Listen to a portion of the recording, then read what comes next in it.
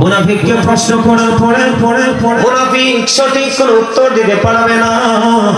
ওনাকে যখন বলবে নবী সম্পর্কে তিনি সঠিক উত্তর দিতে পারবে না। মানুষ যা বলতো তিনিও তা বলবে, মানুষ যা মন্তব্য করতো তিনিও তা মন্তব্য করতেন। তিনি সঠিক কোনো উত্তর দিতে পারলেন না। আমার দিকে তাকান, মুনাফিকের চরিত্রটা কেমন হবে কবরে? মুমিনের কবর দৈর্ঘ্যে প্রস্থে 70 গুণ চওড়া। মুনাফিকের কবর এমন অবস্থা হবে, মুনাফিক যখন উত্তর দিতে পারবে না, ওই গায়ে থেকে মালিক অর্ডার করবে, মাটি রে ওই মুনাফিককে তুমি ছাড় দিও না, মুনাফিককে তুমি এমন ভাবে চাপা দাও, মাটিটা চারপাশ দিয়ে এমন ভাবে বন্ধু চাপা দিবে, পাঁজরের একটা হাড় দিকে তাকান, পাঁজরের একটা হাড় আরেকটা হাড়ের ভিতর ঢুকে যাবে। জোরে জোরে নাউজুবিল্লাহ। কি হয়ে যাবে? হার মানে আড্ডি, আড্ডি বাংলা কথা কি? একটা আড্ডি আর একটা আড্ডির মধ্যে ঢুকে যাবে।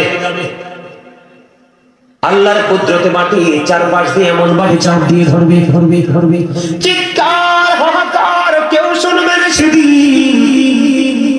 কারণ ওই যে আমি একটু আগে বলেছি, আল্লাহ জালেমকে, অত্যাচারীকে আল্লাহ ভালোবাসে না। তারা বিপদে পড়লে তাদের জন্য কোনো সাহায্যকারীও রাখে না। সারা জীবন আমার নবীর সাথে দুশমনি করেছে, নবী ওয়ালা আলেমদের কথা দিয়ে এনকার করেছে, তাদের সাথে বেয়াদবি করেছে। বন্ধু, মাটিকে যখন বলা হবে মাটি চাপ দিয়ে দিবে, চাপের সঙ্গে সঙ্গে তার হাড় গড়ে একত্রিত হয়ে যাবে। হাদিস শরীফের মধ্যে এসেছে, আল্লাহ রাসূল বলেছেন তাদের এমন ভাবে হাড় করে ঢুকে যাবে, চিৎকার করবে। বন্ধু, এই কবর থেকে ওই হাসর পর্যন্ত তার এই সাজাটা বহাল থাকবে। কিন্তু বলেছি, ওই যে বলেছিলাম মনে আছে, লা ইয়ামুতু, মরতে পারবে না, ফিহা ওয়ালা ইয়াহইয়া, বাঁচতেও পারবে না, ওয়া মা হুম আনহু বিগাইবিন, পালাইতেও পারবে না। ওই দিক দিয়ে আল্লাহ রাব্বুল আলামিন তিনি বলে দিয়েছে, ইন্নাল মুনাফিকিনা ফিদ দারকিল আসফালি মিনান নার। আল্লাহ বলেছেন the hypocrites will be in the lowest place of hell. Allah বলেছেন মুনাফিকরা জাহান্নামের একেবারে সর্বনিম্ন লোকাল প্লেসে থাকবে। জোরে জোরে বলুন না নাউজুবিল্লাহ। আপনারা কি মুনাফিক দেখেন নাই? দেখেন না মুনাফিক?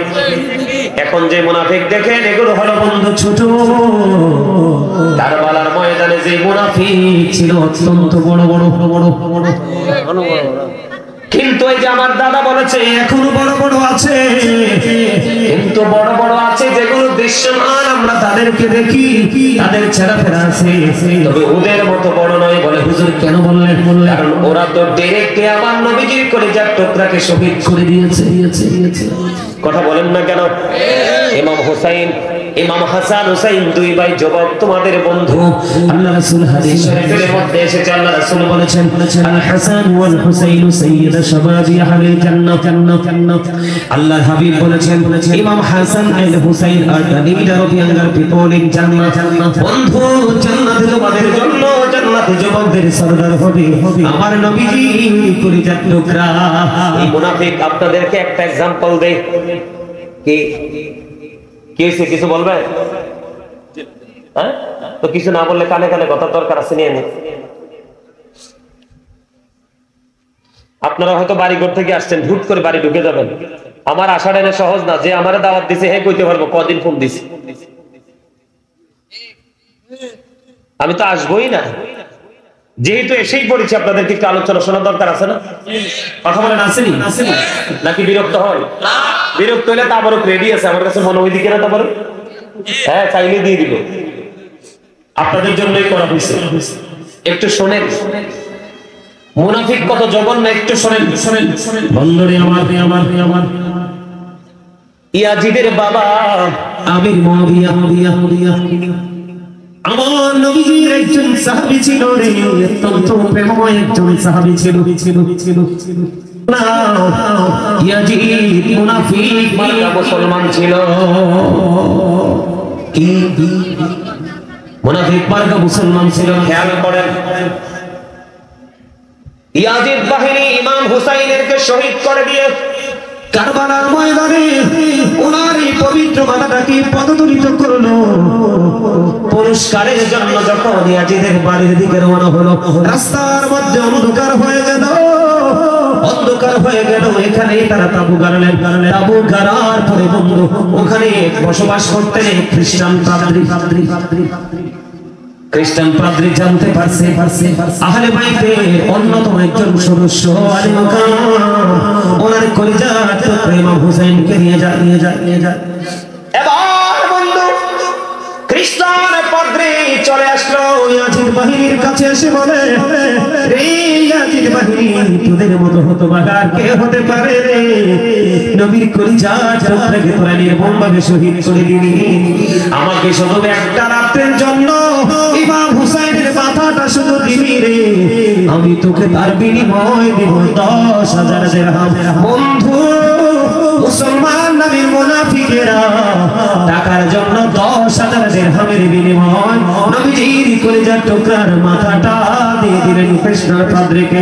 সারা রাত ওই খ্রিস্টান পাদ্রী সুগন্ধযুক্ত পানি দিয়ে দুধ করে উঁচু জায়গায় রাখলেন।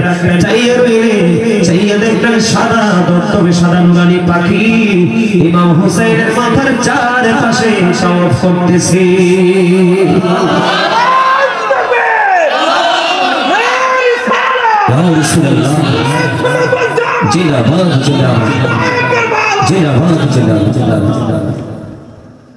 মারহাবা বলেন আরো জোরে জোরে।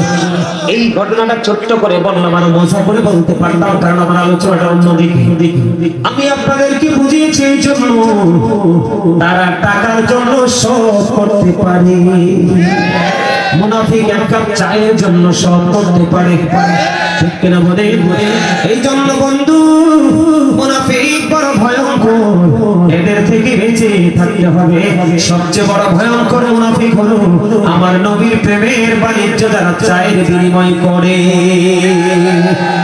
তাদের কবর হবে এত ভয়ঙ্কর, মাটি তাকে চাপ দেবে, তার কান্না কেউ শুনবে না, তার চিৎকার কেউ শুনবে না, তার হাহাকার কেউ শুনবে না।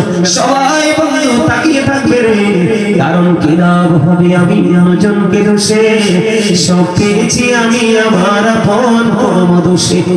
ঠিক কিনা বলেন বন্ধুরে? আমার মুনাফিকের অবস্থা এমন হবে। এবার বন্ধু আমি যাব একটু কাফেরের কাছে। আল্লাহ কোরআনে বলেছে ওয়াইদাতুল মুত্তাকিন, মুত্তাকিনদের জন্য বরাদ্দ জান্নাত, তাদের কবরটা জান্নাতের অংশ হয়ে যাবে। আল্লাহ বলেছে ওয়াইদাতুল কাফিরিন, কাফিরদের জন্য বরাদ্দ হলো জাহান্নাম, ওই কাফেরদের জন্য কবরটা জাহান্নামের একটা অংশ হয়ে যাবে। জোরে জোরে বলুন নাউজুবিল্লাহ।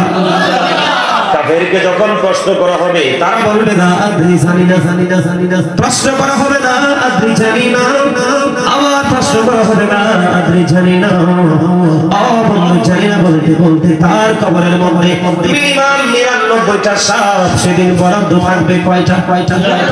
99টা সাপ বন্ধু বরাদ্দ থাকবে। ওই 99টা সাপ বন্ধু প্রতিদিন তাকে সুবল মারতে থাকবে, বিশেষ যন্ত্রণায় ছটফট করবে, বাঁচতেও পারবে না, মরতেও পারবে না, পালাইতেও পারবে না। কিন্তু বন্ধু যারা মুসলমান করবে রেজাল্টটা পার হওয়ার পরে তারা একটা সময় জান্নাতি হয়ে যাবে, নবীজির সুপারিশ আল্লাহ কবুল করে নেবে। কিন্তু বেঈমান কাফেররা অনন্তকাল তারা জাহান্নামে থাকবে। এই জন্য বলছি বন্ধু, আল্লাহ কোরআনে বলেছে ইন্নাল কাফিরিনা কানু লাকুম আদুওয়াম মুবিনা। আল্লাহ বলেছেন জাহিরি টেক্সট আপনারা eternal enemy of the universe, ইমানদারদের প্রকাশ্য শত্রু হলো বেঈমান কাফেররা। আজকে মানুষ মুনাফিক হয়ে বেঈমানদের দেখানো লালসা। কথা বুঝেন না আপনারা? এই যে আপনাদের এলাকার ছেলেদের মাথার চুল কাটার স্টাইলটা কি ঠিক না ঠিক? কথা বলে ঠিক না ঠিক? কারোর মাথার তালু বাবুই পাখির বাসা, কারো কানের গোড়াটা ডিজিটাল রেল লাইনের মতো, আবার কারো মাথাটা ধান গাড়ার কুলার মতো লম্বা। আসলে নাই এত ডিজাইন আসলো কোত্থেকে? ওই যে বেঈমান কাফেররা ঢুকাইছে। পুরুষের জন্য পোশাক আল্লাহর কোরআনের মধ্যে এসেছে। আল্লাহ রাব্বুল আলামিন বলেছেন লিবাসুত তাকওয়া যালিকা খায়র। আল্লাহ বান্দাকে 3 শ্রেণীর পোশাক দিয়েছে, একটা লজ্জাস্থান ঢাকার, আরেকটা হলো সাজের, আরেকটা হলো তাকওয়ার।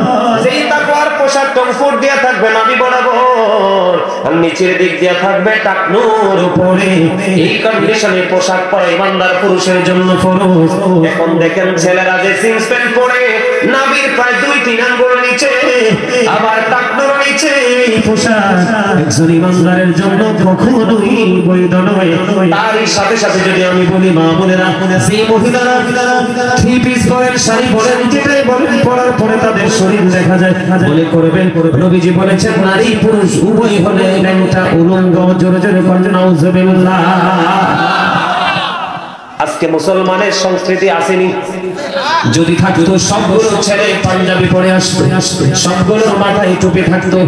ওই দেখেন আরেকটা মুস্কি মুস্কি হাসে, দেখতে একটু সুন্দর লাগে, ওইটায় দাড়ি রাখছে, একবারে পুরাই বন্ধু মেসির মতো। কথা বল না কেন? আছে না নাই? তোমরা কেন বুঝো না? মেসি তো তোমার দাড়িকে বেয়াজ্জতি করতেছে। তোমরা কেন বুঝো না? মেসি তোমার রাসূলের আদর্শকে কবরে পাঠাচ্ছে, তোমরা সেটাকে শক্ত করে ধরে নিচ্ছ। তোমরা কেন বুঝো না? তাদের উচিত হবে তোমাদেরকে মডেল হিসেবে গ্রহণ করা, কারণ সৃষ্টির শ্রেষ্ঠ হলো মানুষ, এই মানুষের মধ্যে শ্রেষ্ঠ হলো আখির নবীর উম্মত মুসলমানেরা। আপনি বেঈমান কাফেরকে ফলো করে ইমানদার দাবি করতে পারেননি। এখান থেকে কবর থেকে বন্ধু কাফের, ইমানদার, মুনাফিক, কাফের, তারা কবরে থাকতে থাকতে যারা ভোগ করতে যাবে কোথায়? হাসরে। ঠিক কিনা বলেন? হাসরের পরে ফাইনাল ডিসিশনটা হবে। আমার দিকে তাকান। আমার সামনে কোরআন শরীফটা আছে, আমি একটু খুলি, আপনারা কি দেখবেন? একটু দেখবেন, একটু পড়তাম নি। আল্লাহ রাব্বুল আলামিন পবিত্র কালামে হাকিমে সূরা ইনফিতরের মধ্যে আল্লাহ রাব্বুল আলামিন বলতে সময় লাগবে।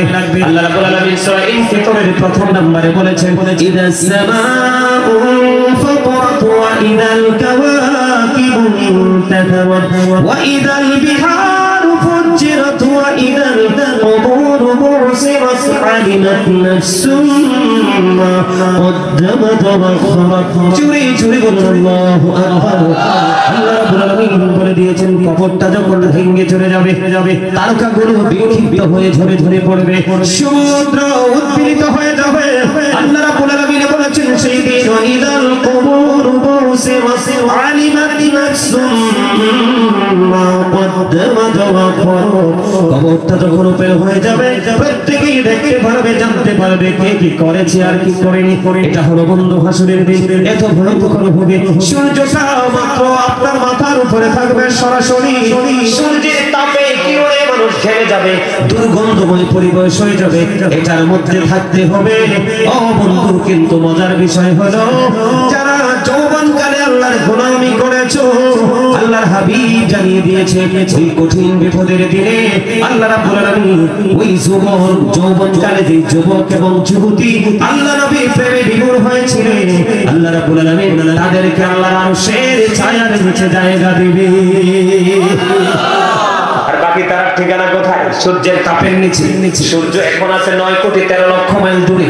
সূর্যের আলো পৃথিবীতে আসতে সময় লাগে মাত্র 8 মিনিট 20 সেকেন্ড। প্রতি সেকেন্ডে 1,86,000 মাইল বেগে পৃথিবীর দিকে ছুটে আসে। অনেক আবরণ ভেদ করে সূর্যের আলো আসে, মানুষ সহ্য করতে পারে না। ওই দিন একেবারে মাথার সোহাত উপরে থাকবে। সেদিন সহ্য করবা কেমনে? বাঁচার সুযোগ নাই, মরার সুযোগ নাই, পালিয়ে যাওয়ার সুযোগ নাই বন্ধু। এই জন্য সেই দিনটা এত বড় ভয়ঙ্কর হবে বন্ধু। গর্ভধারিণী মা সন্তান প্রসব হওয়ার আগে আগে গর্ভপাত করে ফেলবে, আর কোনো খবর থাকবে না। একজন স্তন্যদায়ী তার স্তন্যপায়ীকে পাওয়ার কথা ভুলে যাবে। আকাশকে আল্লাহ রাব্বুল আলামিন সেদিন গুটিয়ে দিবে।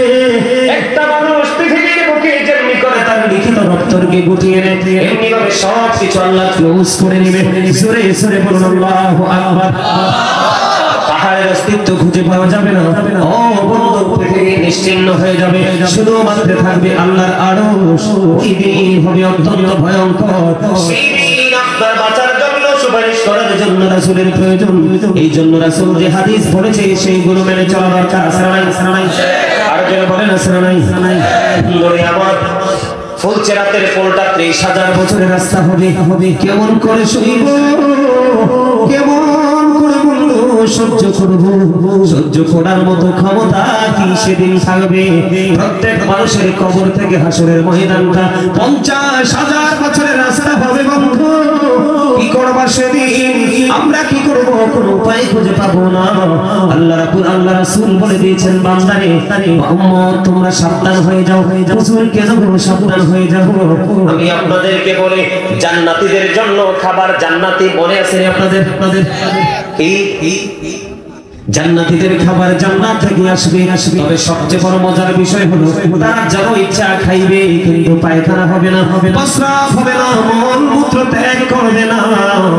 ঢেকুর আসার সঙ্গে সঙ্গে শেষ হয়ে যাবে। আমি তারই সাথে সাথে যদি জাহান্নামী পাপী মুনাফিকদের কথা বলি, শরাবখোরদের কথা বলি, জেনাখোরদের কথা বলি, নেশাখোরদের কথা বলি, ব্যভিচার যারা করে তাদের কথা বলি, সুদ যারা খায় তাদের কথা যদি বলি, অন্যায় অপরাধে যারা লিপ্ত আছে তাদের কথা যদি বলি, সবগুলোকে নিয়ে জাহান্নামীদের জন্য আল্লাহ বরাদ্দ করে রেখেছেন বন্ধু একটা খাবার। সেই খাবারটার নাম হলো তিনাতুল খাবার। নাউজুবিল্লাহ, বলেন না ইয়া রাসূলুল্লাহ, ইয়া হাবিবাল্লাহ, নবী গো, এই তিনাতুল খাবারটা কি? আমার নবী বলেছেন আরেকটা জাহান্নামের নিংড়ানো রক্তপুঞ্জ। এত আস্তে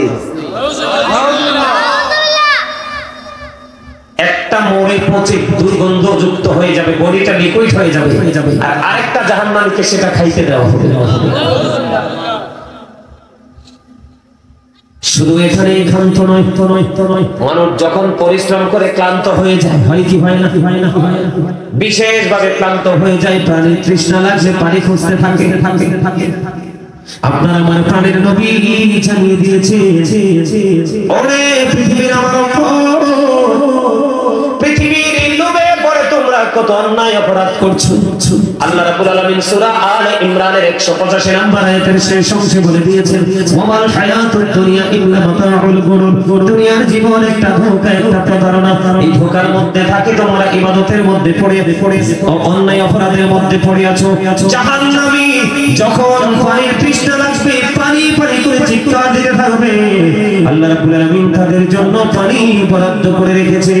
ওই পানিটা এত বড়, এটা মাথা দিয়ে যখন ডালা দেয়া হবে, হাদিস শরীফের মধ্যে সেটা মাথায় যখন ঢেলে দেওয়া হবে, ও বন্ধু এটা ভিতরে প্রবেশ করবে। ভিতরে প্রবেশ করার পরে ভিতরে সব কিছু একেবারে জুস দেখেছেন কিনা? দেখছেন কিনা? জুস বললে অনেকে সাধারণ মানুষ না বুঝতে পারে, ম্যাক্সিমাম লোক বুঝতে পেরেছেন। আপনাদের বাড়িতে সুজি বা হালুয়া রান্না হয় কিনা? আমরা আগে খাইছি না একেবারে লিকুইড চাউলের গুঁড়া দিয়ে অথবা আটা ময়দার গুঁড়া দিয়া কি করা হয়? রুটি খাওয়ার জন্য হালুয়া বানানো হয় কি হয় না? বন্ধু সাধারণ ভাষায় যদি বলে সিন্নি, আপনারা সিলেটের মানুষ কি করেন? তাবারুকরে সিন্নি কন না? বিরিয়ানিরও আপনারা সিন্নি কন, মানে তাবারুক হইলে আপনারা সিন্নি বলেন। কিন্তু এটার মধ্যে ক্লাস আছে। একটা হলো বিরিয়ানি, আরেকটা হলো আতপ চাল বা চিকন চাল দিয়ে বন্ধু চিনি দিয়ে বা গুড় দিয়ে রান্না করা হয়, একেবারে তরল করে এরকম লিকুইড। কথা কি বুঝতে পারছেন? এই গরম পানি মাথার মধ্যে ঢালার সঙ্গে সঙ্গে ভিতরের মধ্যে প্রবেশ করবে, আপনার ভিতরে যা কিছু আছে সব কিছু লিকুইড হয়ে বের হতে থাকবে। যন্ত্রণা, চিৎকার, কে শুনবে সেদিন? কে ডাকবে রে? কে সেদিন তোমার ডাক শুনবে? তোমার হাহাকার শোনার মতো কেউ থাকবে না, কারণ জীবন ভর আমরা বলেছি তুমি কোনোদিন শুনে এই লিকুইড তোমার সাজাটা বহাল থাকবে বন্ধু। এখানে শুধু ক্ষান্ত নয়, জাহান্নামীদের জন্য একেবারে কম কষ্ট, একেবারে কম আযাব, আগুনের এক জোড়া জুতা বন্ধু পরিয়ে দেওয়া হবে। মাথার মগজটা টকবক টকবক করে উতরাইতে থাকবে। সেদিন তোমার কোনো দুঃখের সীমা থাকবে না, সেগুলো তোমার শোনার মতো তো কেউ থাকবে না। বাঁচতেও তো পারবা না, মরতেও তো পারবা না, পালিয়ে যেতেও পারবা না। তোমাকে জাহান্নামের যে আগুনটাতে পোড়ানো হবে, জাহান্নামের যে আগুনটাকে পোড়ানো হবে, আল্লাহর হাবিব বলেছেন আগুনটা 1 বছর তাপ দিয়েছে, আগুনের রং হয়ে গেছে বন্ধু লাল। আর 1 বছর 1000 বছর তাপ দিয়েছে, রং হয়ে গেছে লাল। আরো 1000 বছর দিয়েছে, রং হয়ে গেল সাদা। আরো 1000 বছর তাপ দিয়েছে, তাপ দেওয়ার পরে হয়ে গেছে 100% কালো। চুরি চুরি বলুন না নাউজুবিল্লাহ। এই আগুনটা পাপী মানুষের জন্য বন্ধ বরাদ্দ করা আছে। আমার মা আয়েশা সিদ্দিকা রাদিয়াল্লাহু তাআলা আনহা নবীজিকে প্রশ্ন করলেন, ইয়া রাসূলুল্লাহ, ইয়া হাবিবাল্লাহ, নবী গো, কিয়ামতের ময়দানে নারী পুরুষ কি একত্রিত উঠবে? রাসূল বললেন, হ্যাঁ, তারা উলঙ্গ অবস্থায় উঠবে। তাদের পরনে কোনো পোশাক থাকবে না, পুরুষরা খসড়াবিহীন অবস্থায় থাকবে। ইয়া রাসূলুল্লাহ, ইয়া হাবিবাল্লাহ, প্রাণের নবী, নবী গো, ওই দিন নারী পুরুষ উভয় হাসরের ময়দানে উলঙ্গ অবস্থায় থাকবে, ল্যাংটা থাকবে। ইয়া রাসূলুল্লাহ, তারা কি একজন আরেকজনের দিকে নজর দেবে না? আমার আপনার প্রাণের নবী জানিয়ে দিয়েছেন, আয়েশা রে, ও আয়েশা, ওই দিনটা এত বিপজ্জনক, এত ভয়ঙ্কর হবে, ওই দিনটাই কেউ কারো দিকে নজর দিবার মতো সুযোগ থাকবে না। সুরে সুরে বলেন না আল্লাহু আকবার। আযাব থেকে বাঁচার দরকার আছে নি? আছে। আযাব থেকে বাঁচতে চাইলে, পরিপূর্ণ জান্নাতে হতে চাইলে আপনাকে আমাকে কয়েকটা কাজ করতে হবে। আপনাদের এই লাল মাটিতে, লাল টিলাতে আপনার শোক খায়নি মানুষ? হ্যাঁ, ও মা, এটা খিতামত মাতুরে মাতুরে তা খিতা কইলা কইলা আছে? হ্যাঁ, আল্লাহর নবী মেরাজে গেছেন। এখন তো সমষ্টিগতভাবে পুরোটা বলে ফেললাম একসাথে, সময় আমার বাঁচানোর জন্য, তারপরও 1.5 ঘন্টা চলে গেছে। আমি আপনাদেরকে বলি একবার সিম্পল ভাবে, যারা সুদ খায় তাদের অবস্থা, আল্লাহর হাবিব যখন মেরাজে গেলেন, জাহান্নামের দিকে নজর দিয়ে চালিয়ে দেখে এক একটা মানুষের পেট এক একটা ঘরের মতো বড়। জিবরাইলকে প্রশ্ন করলেন, ভাই জিবরাইল, এরা কারা? ইয়া রাসূলুল্লাহ, এরা হলো পৃথিবীর সুদখোর। বুখারী শরীফের মধ্যে এসেছে হাদিস, কান আমার নবী বলেছেন, কেউ যদি 10টি টাকা দিয়ে একটা জামা কিনো, 9 টাকা তোমার পবিত্র হালাল, 1টি টাকা মাত্র সুদে ঘোষের অপরাধে আল্লাহর হাবিব জানিয়ে দিয়েছে, 1টি টাকা 9 টাকার সাথে যুক্ত হওয়ার কারণে সব গুনাহ পার হয়ে গেছে। কিয়ামত পর্যন্ত নামাজ পড়তে পারবে আল্লাহর দরবারে, নামাজ কবুল হবে না। এখন গ্রামের কিছু মহিলাও আছে বারবার সুদ লাগায় টাকা টাকা। আছে না নাই? ছেলে বিদেশ থাকে, জামাই চাকরি করে, টাকা হাওলা চাইলে দিবে না, সুদ চাইলে বলবে বড় বুবুর কিছু টাকা আছে। আছে না নাই? এরকম বাটপার মহিলা আছে, মনে রাখবেন, ওই মহিলার বাচ্চা কোনোদিন মানুষ হবে না। বন্ধু, হারাম খাইয়া কখনোই হালাল হইতে পারে না। তেঁতুল গাছ লাগাইলে যেমনি নারকেল ধরে না, তেমনি বেয়াদবের ঘর থেকে কখনোই ভদ্রতা আশা করা যায় না। আপনাদের সমাজে গান বাদ্যযন্ত্র আসেনি? আরো জোরে বলেন, আসেনি? ও বন্ধু, আরেকটা ভয়ঙ্কর খবর শুনে, এখন গান বাজনা ছাড়া বিয়ে তো হয় না। আরো জোরে বলেন। আমি আজকে বলে দিই, মসজিদের ইমাম সাহেবকে বলবো, সেই বাড়িতে গান হবে, সেই বাড়ির সীমানায় পাড়া দিবেন না। গান বাদ্যযন্ত্র, মিউজিক, এগুলো কিয়ামতের আলামত। আল্লাহ রাসূল বলেছেন, music and musical instruments will be increase. গান বাদ্যযন্ত্র কিয়ামতের পূর্বক্ষণে বেড়ে যাবে, এটা হলো কিয়ামতের আলামত। এটা টোটালি হারাম। যেখানে হারাম কাজ হয় কখনোই পবিত্র কাজ হতে পারে না, এটা জায়েজ নাই। তবে এটার বিপদ রাখি আমি আপনাদেরকে ছোট্ট করে বলি, আল্লাহর হাবিব বলেছেন, কিয়ামতের পূর্বক্ষণে এক শ্রেণীর মানুষের চেহারাটা বিকৃত হয়ে যাবে, মাটির মধ্যে গ্রথিতকরণ করা হবে। ইয়া রাসূলুল্লাহ, তারা কি তাওহীদ মানবে না? নবী বলেছেন, হ্যাঁ মানবে। তারা কি রিসালাত মানবে না? নবী বলেছেন, হ্যাঁ মানবে। ওয়া ইয়াসুমুন ওয়া ইয়াহুজ্জুন ওয়া ইউসাল্লুন, তারা রোজা রাখবে, তারা হজ করবে, তারা নামাজও পড়বে। ইয়া রাসূলুল্লাহ, তারপরেও কি তাদের এই সাজাটা বহাল থাকবে? নবীজি বললেন, হ্যাঁ, তারপরেও তাদের এই সাজা বহাল থাকবে। তার কারণ হলো তারা মদের আসর বসাবে, গান বাদ্যযন্ত্র মিউজিক বাজাবে, জোরে জোরে নাউজুবিল্লাহ। আল্লাহর হাবিব বলেছেন, মাঠে পানি দিলে যেমনি পশম তৈরি হয়, এমনি ভাবে গান মানুষের হৃদয়ে নোংরামি তৈরি হয়। আরে আমার কথা না, রাসূলের কথা। রাসূলের কথা সত্য না মিথ্যা? আরো আগে ইংলিশ কবি বলে গেছেন হি ওয়াজ ভেরি ট্রুথফুল, তিনি সত্যবাদী ছিলেন আমার রাসূল। সুবহানাল্লাহ। তাহলে গান বাদ্যযন্ত্র প্রেমিক হওয়া যাবে না? যাবে। কখনোই গান বাদ্যযন্ত্র প্রেমিক হইন না বন্ধু, এটাকে ছেড়ে দিতে হবে। আপনাদের এই দিকে লাল টিলারের দিকে কেউ কারো জায়গা দখল করেনি? মানে করার মতো চিন্তা ভাবনা করে না লোক আসেনি? নাই, মাশাআল্লাহ, এই দিক দিয়ে ভালো আছে। তারপরে আপনাদেরকে বলে রাখি, আল্লাহর হাবিব বলে দিয়েছেন, কেউ যদি জোর করে কারো কাছ থেকে 1 বিঘা পরিমাণ জায়গা দখল করে নেয়, আল্লাহর হাবিব তিনি বলে দিয়েছেন কাল কিয়ামতের ময়দানে তার গলার মধ্যে 7টা পৃথিবী মালা বানাইয়া ঝুলিয়ে দেওয়া হবে। এটাকে তাকে বহন করে করে চলতে হবে। জোরে জোরে আল্লাহ নাউজুবিল্লাহ। এই অপরাধ করা যাবে? করবেন? সব অপরাধ থেকে বাঁচতে হলে আপনাকে বড় একটা জিকির করতে হবে। হৃদয়ের জানালা খুলে শুনো ও বন্ধু, আল্লাহর হাবিব সরকার মদিনা তিনি জানিয়ে দিয়েছে এই জীবন যখন শেষ হয়ে যাবে, এই জীবনের পরে যে জীবনটা শুরু হবে এটা মৃত্যুর মাধ্যমে শুরু হয়ে যাবে। ওই জীবন যখন শুরু হয়ে যাবে আপনার আমার ঠিকানা হয়ে যাবে বন্ধু কবর। আমার নবী জানিয়ে দিয়েছেন আল কবর রওজাতুন মিন রিয়াদিল জান্নাতি আও হুফরাতুন মিন হুফারিন নার।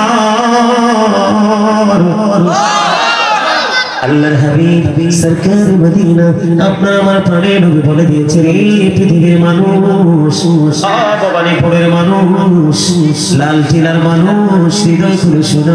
আল্লাহর হাবিব বলে দিয়েছে কবর জান্নাতের একটা বাগান হবে, আবার জাহান্নামের একটা গর্ত হবে।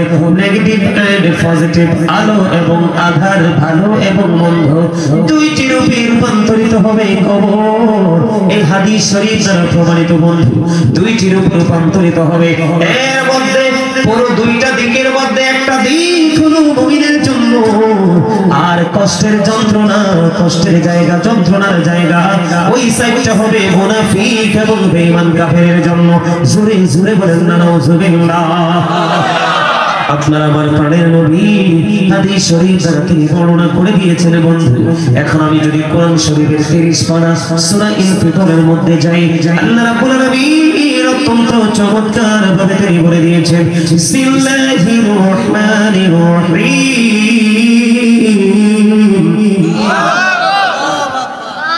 ওয়া ইদাল কুবুর বুসিরাত আলিমাত নাফসুম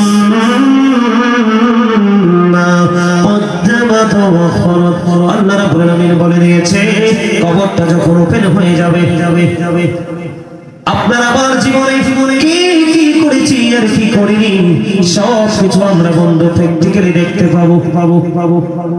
আপনার আমার সামনে সবগুলো দৃশ্যমান থাকবে, কোনো কিছুই সেদিন অদৃশ্য করা হবে না।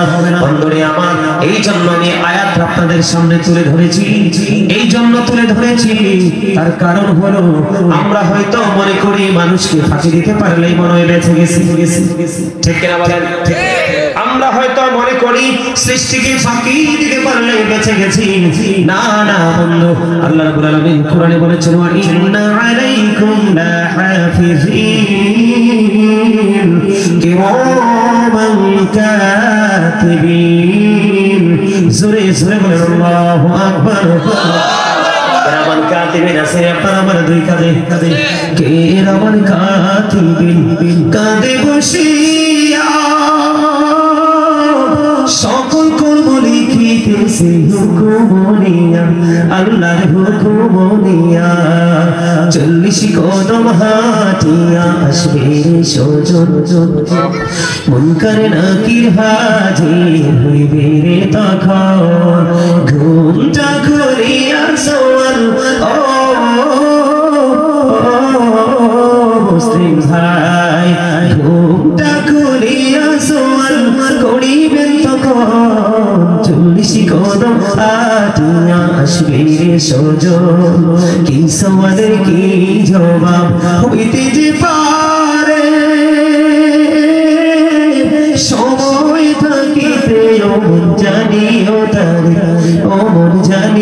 তারি জোরে জোরে বলুন মারহাবা আরো জোরে বলুন মারহাবা বন্ধু আমি আপনাদেরকে শুরুটা করবো এমন ভাবে মরণ কি জিনিস মরণ কাকে বলে কোন রোগ দেখলে আমরা একটা মানুষকে মৃত বলতে পারি যখন আপনার আমার দেহের মধ্যে বন্ধু আত্মাটা আছে ততক্ষণ পর্যন্ত আপনি আমি জিন্দা যেদিন আপনার আমার দেহ থেকে আত্মাটা বের হয়ে যাবে সেদিন আপনি আমি হয়ে যাব মৃত প্রত্যেকের নামের আগে যুক্ত হয়ে যাবে মরহুম এই যে মৃত্যুবরণ করব মৃত্যুবরণ করার পরে মানুষের ঠিকানা হলো ওই জীবনের প্রথম ধাপ হলো বন্ধু কবর আপনাদেরকে আমি বলে রাখি হযরত ইসলামের তৃতীয় খলিফা হযরত উসমান বিন নূরাইন রাদিয়াল্লাহু তাআলা আনহু তিনি কবর দেখে এত বেশি কান্না করতে কবর দেখে তিনি এত বেশি পরিমাণে তিনি কাঁদতেন ও বন্ধু তিনি যখন কোন কবর দেখতেন ওনার চোখ দিয়ে ঝর্ণার মতো পানি প্রবাহিত হতো ওনাকে যখন প্রশ্ন করা হলো কেন গো আপনি জাহান্নামের আলোচনা হলেও আপনি এত কাঁদেন না কিন্তু কবর দেখলে তো কাঁদেন তার কারণ কি তিনি বলে দিয়েছেন কবর দেখলে কাঁদার কারণ হলো ওই যে ভবিষ্যৎ ওই যে ফিউচার ওই যে পরকালীন জীবন ওই জীবনের প্রথম ধাপ হলো কবর ওই কবরে পরীক্ষা কবর ইন্টারভিউতে যদি কেউ পাস করে তাহলে তার বাকি সবগুলো স্টেপ তার জন্য ইজি হয়ে যাবে অন্যথায় অত্যন্ত ডিফিকাল্ট হয়ে যাবে ঠিক কিনা বলেন না বলেন বন্ধুরা আমার কবর বড় ভয়ঙ্কর এই কবর সম্পর্কে আমাদের ধারণা নাই আজকে যদি কবর সম্পর্কে আপনার আমার ধারণা থাকতো তাহলে এই দুনিয়ার বুকে আমরা কি করতাম না ধর্মতা ভাষা করতাম না নামাজ পড়তাম না রোজা ছেড়ে দিতাম না সত্যকে ত্যাগ করতাম না মা বাবার করে যায় আগুন দিতাম না পৃথিবীর যত মানুষ আল্লাহ রাব্বুল আলামিন সৃষ্টি করেছে একজন আরেকজনের করে যায় আগুন দিতাম না একজন আরেকজনের হক বন্ধ নষ্ট করতাম না আজকে সুদের মাধ্যমে একজন দুস্থ মানুষ অসহায় মানুষের রক্ত চুষে দিতাম না ঠিক কিনা বলেন এগুলো কি করতাম আমরা এগুলো আমরা কখনোই করতাম না আমি আপনাদেরকে বন্ধ ছোট্ট করে কবরটা দিয়ে শুরু করতে চাই আল্লাহ রাব্বুল আলামিন অত্যন্ত চমৎকার ভাবে তিনি বলে দিয়েছেন আপনি আমি যখন কবরে যাব আল্লাহ রাব্বুল আলামিন বলে দিয়েছেন ইন্না বাতশা রাব্বিকা লাশাদীদ আল্লাহ রাব্বুল আলামিন বলে দিয়েছেন আল্লাহর ধরা আল্লাহর পাকড়াও বড় শক্ত বড় কঠিন আল্লাহ রাব্বুল আলামিন তার বান্দাকে শক্ত করে ধরবে আল্লাহ রাব্বুল আলামিন বলে দিয়েছেন ইন্নাল্লাহা সারিউল হিসাব Allah is quick to take account Allah হিসাব গ্রহণে অত্যন্ত তৎপর আল্লাহ রাব্বুল আলামিন বন্ধু বান্দাকে শক্ত করে ধরবে ধরার পরে বান্দার কাছে হিসাব চাইবে বান্দা যদি হিসাব দিতে না পারে তার পুরো জীবন বন্ধ বিপন্ন হয়ে যাবে কিন্তু আপনাকে আমাকে মনে রাখতে হবে আল্লাহ রাব্বুল আলামিন বলে দিয়েছে তুমি যদি বিপদে পড়ে যাও তুমি যদি বিপদগ্রস্ত হয়ে যাও আল্লাহর কোরআন সাক্ষী দিয়েছে আল্লাহ বলেছেন লা ইয়ামুতু ওখানে তোমার আর মরণ হবে না পিপল উইল নট ডাই সেদিন মানুষ মরতে পারবে না আল্লাহ বলেছেন ফিহা ওয়ালা ইয়াহইয়া সেদিন মানুষ বাঁচতে পারবে না আল্লাহ বলেছেন people will not be able two live that day সেদিন মানুষ বাঁচতে পারবে না আল্লাহ রাব্বুল আলামিন আর বলে দিয়েছেন ওয়া হুয়াল গায়বিন আল্লাহ বলেছেন people will not be able to escape that day সেদিন মানুষ সেখান থেকে পালাইতে পারবে না রে বাবারিপুর লাল টিলার মানুষ রে আমার ভাই আমার বাবারা আমার মা বোনদেরকে ডেকে ডেকে বলছি গো ভিতরে জানালা খুলে শোনো ও বন্ধু আল্লাহর হাবিব বলেছেন কবরটা জান্নাতের একটা বাগান হবে জাহান্নামের একটা গর্ত হবে ওই দিক দিয়ে কোরআন খুলে রাখলাম আল্লাহ রাব্বুল আলামিন সূরা ইসরার মধ্যে বলে দিয়েছেন আল্লাহ রাব্বুল আলামিন বলে দিয়েছে তোমাদের জীবনের ভালো মন্দ লেখার জন্য আমি দুটো ফেরেশতা নিয়োজিত করে দিয়েছি আবার বলেছেন তোমাদের জীবনের যা কিছু করেছো সবগুলো তোমার সামনে প্র্যাকটিক্যালি তুলে ধরা হবে এই দিক দিয়ে আল্লাহ বলেছেন তোমাকে শক্ত করে ধরা হবে আবার বলেছেন তোমার হিসাব চোখে নেওয়া হবে বান্দারে ওই দিন তুমি বাঁচতেও পারবে না মরতেও পারবে না পালাতেও পারবে না আল্লাহ আপনিরা বলেছেন ফি আইয়ি সূরাতিন মা শাআ আপনি বলেছেন আমাদেরকে আপনার ইচ্ছে মতো করে বানিয়েছেন। আল্লাহ বলেছেন হ্যাঁ আমি তোমাদেরকে বলেছি আমি তোমাদেরকে আমার মন মতো করে বানাইছি, কিন্তু এটাও সত্য তোমাদেরকে আমি বানানোর পরে সঠিক রাস্তা তোমাদেরকে দেখিয়ে দিয়েছি, তোমরা সঠিক রাস্তায় হাঁটোনি।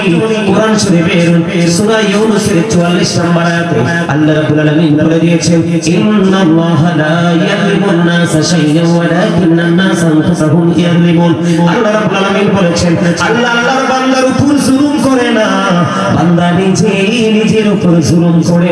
এরে লাল টিলার মানুষ আল্লাহ রাব্বুল আলামিন আরো বলে দিয়েছে ওই দিন তোমরা কারো উপর দোষ চাপাতে পারবে না, কারো উপর কোনো ধরনের কোনো নেগেটিভ চিন্তা তোমরা করতে দিতে পারবে না। তার কারণ হলো আল্লাহ বলেছেন আল্লাহ বান্দার উপর জুলুম করে না, বান্দা নিজের উপর জুলুম করে।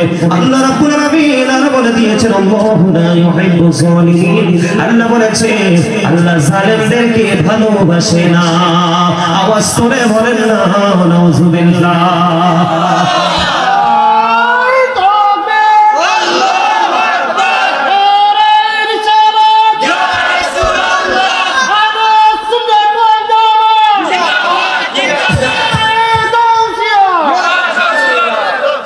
আলহামদুলিল্লাহ বলেন আরো জোরে জোরে। আমার কথা বুঝতে অসুবিধা হবে? খেয়াল করবেন কথাগুলো অত্যন্ত গুরুত্ব দিয়ে। আল্লাহ রাব্বুল আলামিন সূরা ইনফিতরের মধ্যে বলেছে মানুষকে আল্লাহর মন মতো করে বানিয়েছে। আল্লাহ কয় মন মতো করে তোমাদেরকে বানিয়েছি, বানানোর পর আমার মন মতো একটা রাস্তা তোমাদেরকে হাঁটার জন্য দিয়েছি। ইন্না দীনা ইনদাল্লাহিল ইসলাম, তোমাদেরকে আমি ইসলাম ধর্ম দিয়ে দিয়েছি, কিন্তু তোমরা সুন্দর করে বানাইলাম, তোমরা সুন্দর ছিল না, সুন্দর রাস্তা দেখলাম সেই সুন্দর রাস্তায় তোমরা হাঁটলা না, এই জন্য তোমরা নিজের উপর নিজে জুলুম করেছো। আল্লাহ বলেছেন যারা নিজের উপর নিজে জুলুম করতে থাকে আল্লাহ বলেছেন আল্লাহু লা ইউহিব্বুজ জালিমিন, আল্লাহ ওই জালেমদেরকে পছন্দ করেন না, ভালোবাসেন না। এর লাল টিলার মানুষ সবচেয়ে বড় দুঃখজনক হলো, সবচেয়ে বড় অনুতাপের বিষয় হলো আল্লাহ রাব্বুল আলামিন বলে দিয়েছে ওয়ামালিজ জালিমিন মিন আনসার। আপনারা জীবনের কোনোদিন ওয়াজ শোনেন নাই? এখানে তো লেখা 15তম বার্ষিক সুন্নি মহাসম্মেলন, এই বছর সব 15 বছর চলে। কোরআন শরীফ পড়লেন তো আল্লাহু আকবার বলতে হয়, এটা বুঝেন না? হ্যাঁ এই আপনারা তো নিয়ে কৃপণ, আল্লাহ কৃপণ, মানুষ দেখতে পারে না। আপনি কি মনে করছেন আপনাকে আল্লাহ জবান দিছে ভোট বাদাম খাওয়ার জন্য, দোকানপাটে বসে বসে চা খাওয়ার জন্য, হ্যাঁ অপ্রাসঙ্গিক অগ্রহণযোগ্য কথা বলার জন্য, কি করার জন্য? এটাই তো জানেন না। আল্লাহ আপনাকে আমাকে জবান দিয়েছে, আল্লাহ বলেছেন ফাযকুরুনি আযকুরুকুম, remember me then I will remember you, তোমরা আমাকে স্মরণ করো আমি তোমাদেরকে স্মরণ করব। তার মানে আপনাকে আমাকে আল্লাহ জবান দিয়েছে আল্লাহর জিকির করার জন্য। সুবহানাল্লাহ, জোরে বলেন সুবহানাল্লাহ। এই তাবারুক দিয়ে দাও, এই তাবারুক দিয়ে দাও, মুনাজাত দিয়ে চলে যাই। হ্যাঁ আমনে তো কোন তো দাদা এরা কথা কয়নি, কোন তো আস্তে আস্তে কইব, তা আমনে যদি কোন আস্তে আস্তে কইব তাই কইলে তো চলে কই চলো। আপনারা কি আস্তে বলবেন নাকি মানানসই রেখে বলবেন?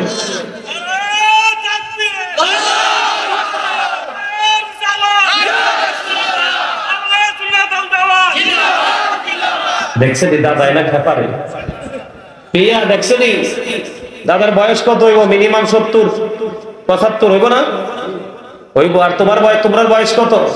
18, 19, 20, 25, 30 এর মধ্যে সীমাবদ্ধ। দেখছো নি এনার্জি, ইমানি শক্তি এমনই। ইমান বড় মজার জিনিস, যার ইমান নাই তার কিছুই নাই। ঠিক কেন বলেন? আমি মাঝে মাঝে আমি ধারাবাহিকভাবে আলোচনা করতে থাকবো, আপনারা আমার সাথে আওয়াজ দিবেন, তখন ওয়াজের মজা আসে। আরে ভাই আপনি এখানে আসছেন, আপনি যদি কিছু করে না দিতে পারেন নিজেকে প্রশ্ন করবেন রাস্তায় হেঁটে ডাইরেক্ট, ওয়াজে তো গেলাম কি করলাম, কিছুই তো করতে পারে নাই। তো নিজের মধ্যেই যদি এই ফিলিংস আসে যে আমি কিছু করতে পারি নাই, তাহলে কিছু পাওয়ার আশা করা তো কি যায়? আমার কথাগুলো একটু গভীরভাবে খেয়াল করুন। আল্লাহ বান্দাকে সুন্দর করে বানাইছে, সুন্দর একটা রাস্তা দেখিয়ে দিয়েছে, ইসলাম ধর্ম। আর এই রাস্তায় হাঁটার জন্য রাস্তা দেখানো বলা হলো আপনার আমার প্রাণের নবী। ঠিক কিনা বলেন? সেই নবীর আদর্শ আপনার আমার হৃদয়ে ধারণ করতে পারলে আপনি ধন্য, ঠিক না বলেন? না বলেন? নবী নবী বলে হায় কেঁদে কেঁদে দিন যায়, পাইনি দিদার ধুমে, লাখো সালাম কদমে নবী, লাখো সালাম কদমে।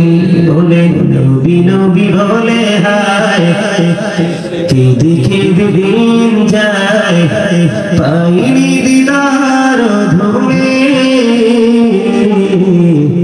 লাখো সালাম কদমে নবী, লাখো সালাম কদমে।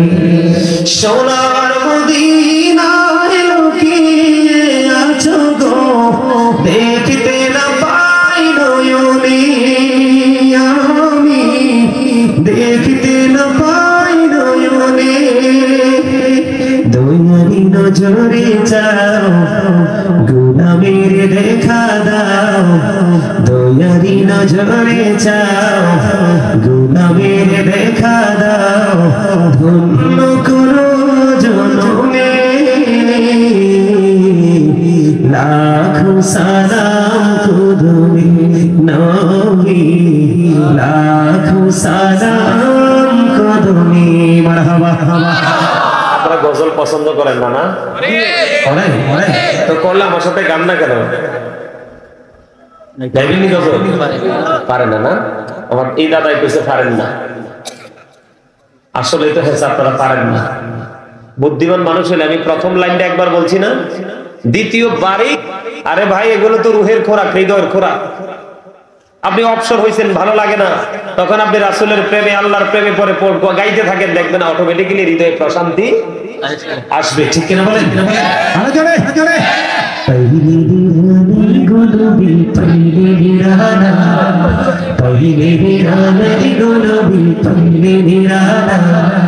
দুই কদমে চুমু খাবো, দুই কদমে চুমু খাবো, চরণে ধরে মাখবো গাই, পাইলে নিরালায়, পাইলে নিরালায়, পাইলে নিরালায় গো নবী, আমার নবী কত দূরে, লোহিত সাগরের তীরে, আইরে মদিনার সোনার গড়ে আছেন তিনি সর্বদাই, পাইলে নিরালায় গো নবী। না মাশাআল্লাহ, মোটামুটি এনার্জি আসছে, আসছে না? আরো আইবো, ঠিক না? আরো আসতে হবে তো, আইবো আইবো।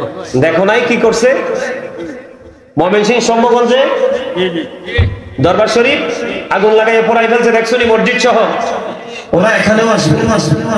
সচেতন থাকতে হবে, সবাইকে জাগ্রত থাকতে হবে। ওরা সারা বাংলাদেশে তাণ্ডব চালাবে যদি আমরা ঘুমিয়ে থাকি। এই আওয়াজ নিয়ে কি মোকাবেলা করা যাবে? কথা বলে যাবে? সবাই সবার জায়গা থেকে কি থাকতে হবে? সজাগ থাকতে হবে। ইয়াজিদের বংশধররা, কার বংশধর?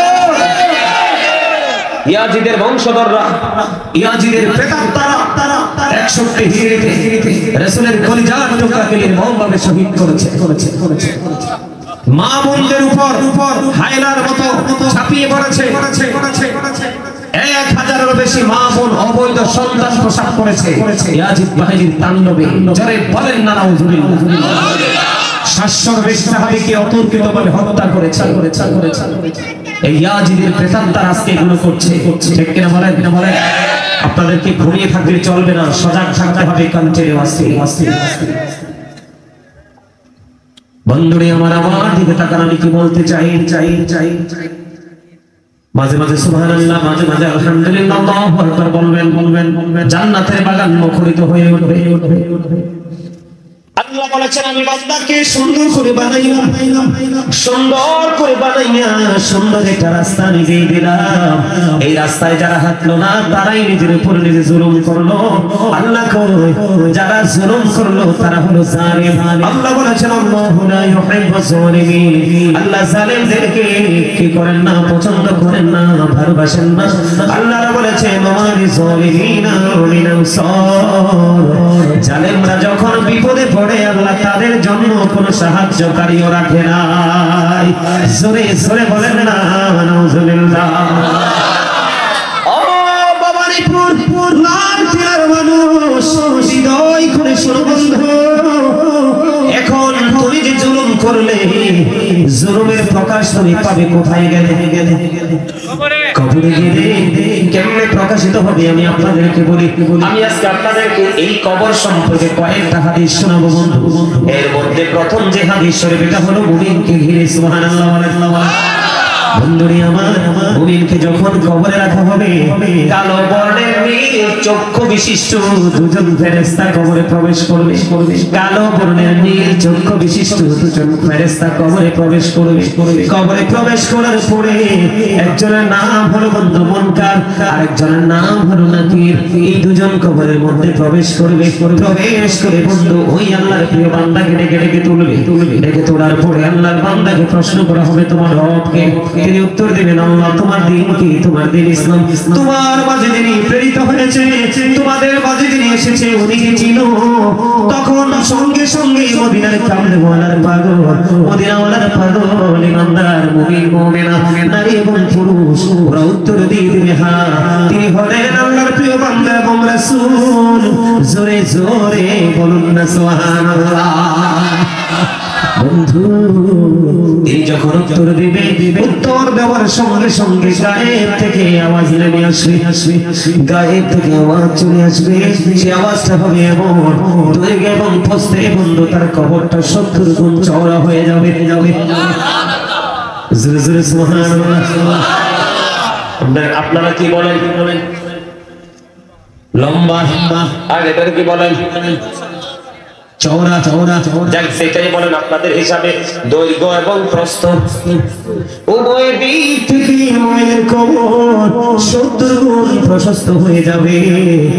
আল্লাহ রাব্বুল আলামিন গায়েব থেকে অর্ডার করবে আমার ওই প্রিয় বান্দার কবরটাকে তুমি নূরের আলোতে আলোকিত করে দাও। তার কবরটা নূরের আলোয় বন্ধু আলোকিত হয়ে যাবে। আল্লাহ রাব্বুল আলামিন বলবে তার কবরটাকে নূরের আলোর সাথে নূরের আলোয় আলোকিত করে দাও। জান্নাতের সাথে তার কবরের একটা সংযোগ সৃষ্টি করে দাও এবং কবরটাকে জান্নাতের বাগান বানিয়ে জান্নাতের গালিচা বিছিয়ে দাও। ও লালটিলার মানুষ এখানেই শুধু ক্ষান্ত নয়, তখন আল্লাহ রাব্বুল আলামিন প্রিয় মুমিন বান্দা ফেরেশতাদেরকে ডেকে ডেকে বলবে আমাদেরকে একটু সুযোগ দাও, আমাকে একটু সুযোগ দাও। আমি এই পৃথিবীতে যেতে চাই। কই কেন যেতে চাও? এই জন্য যেতে চাই আমার আপন স্বজনেরা কান্নাকাটি করতেছে, তাদেরকে সান্ত্বনা দেওয়ার জন্য যাই। তখন ওই ফেরেশতারা ডেকে ডেকে বলবে না না তোমার আর পৃথিবীতে ফিরে যাওয়ার কোনো সুযোগ নেই। তুমি নতুন ভোরের মতো ঘুমিয়ে যাও। ওই পর্যন্ত তুমি ঘুমিয়ে থাকবে যেই পর্যন্ত না তোমার প্রিয়জন তোমাকে না ডাকবে।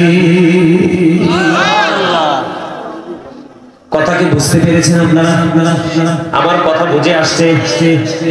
আপনাদের কি মনে হয় পৃথিবীর মানুষ কবরস্থানে দেখবে কবরের মতো, কিন্তু মুমিনের কবরটা দৈর্ঘ্যে প্রস্থে 70 গুণ চওড়া হয়ে যাবে, নূরের আলোয় আলোকিত হয়ে যাবে। নতুন ভোরের মতো ঘুম পাড়িয়ে দেওয়া হবে। তার কবর থেকে আল্লাহ রাব্বুল আলামিন অর্ডার করবে আমার ওই প্রিয় বান্দার কবর থেকে জান্নাতের সাথে একটা সংযোগ সৃষ্টি করে দাও। জোরে জোরে সুবহানাল্লাহ।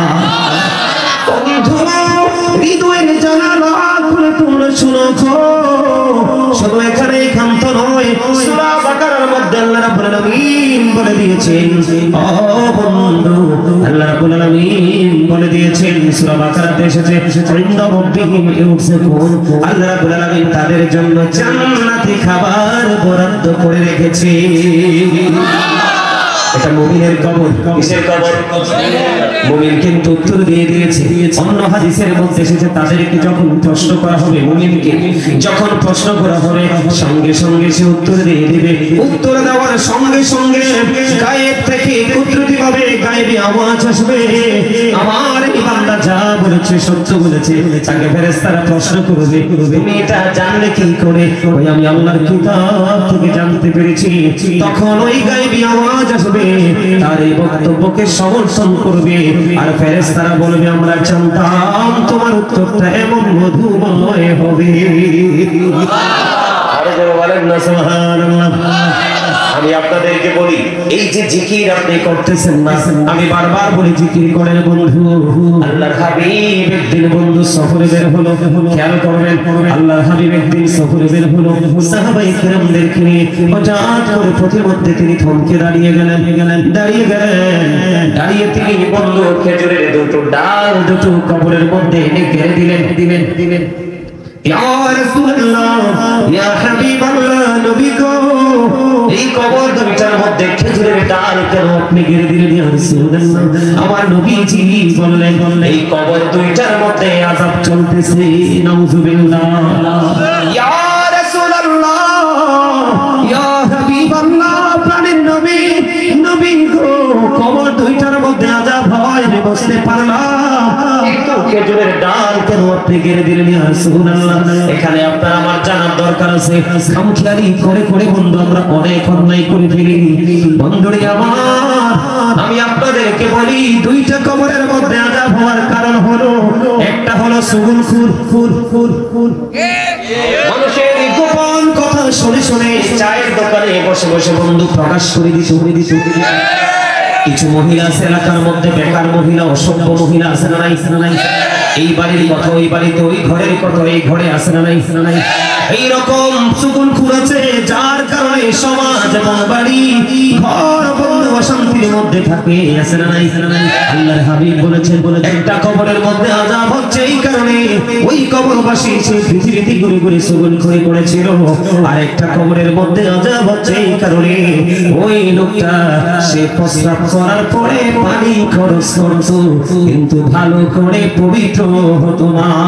এখনকার বর্তমান সময়ের যুবক ছেলেদের মধ্যে এটা দেখা যায়, এমন অসভ্য একটা প্যান্ট পরে জিন্স প্যান্ট, এটা পরার পরে সামনের দিক দিয়ে লজ্জাস্থান দেখা যায়, পিছনের নাম বিশেষ করে সবচেয়ে বড় আফসোস লাগে, নামাজ যাইয়া রুকু যখন দেয় বন্ধু পিছন দিক দিয়ে তার পুরো লজ্জাস্থানটা দেখা যায়।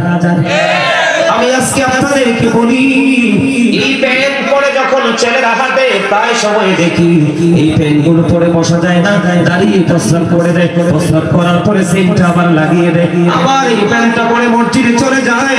আল্লাহর হাবিব বললেন, ওই মানুষ যে দ্বিতীয় ব্যক্তি ওর কবরে আযাব হচ্ছে, প্রস্রাব করার পরে সে পবিত্র হতো না। জোরে জোরে বলেন নাউযুবিল্লাহ, আর জোরে বলেন না নাউযুবিল্লাহ।